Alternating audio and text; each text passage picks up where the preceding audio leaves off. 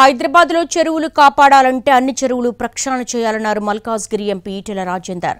కూకట్పల్లి నల్ల చెరువులో హైడ్రా కూల్చివేతలు చేపట్టిన ప్రాంతాన్ని ఆయన సందర్శించారు. అక్కడ ప్రజలతో మాట్లాడారు. చెరువులు కాపాడాలి అనుకుంటే ముందుగా చెరువుల్లో ప్రభుత్వ ప్రైవేటు భూములు లెక్కించాలన్నారు ఆయన.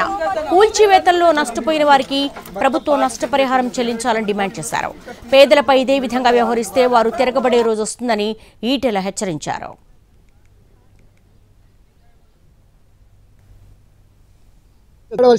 రా నీ భూమి ప్రభుత్వ పరమైన భూమి ఎంత ఉంది, ప్రైవేటు పరమైన భూమి ఎంత ఉంది, కాపాడుదా.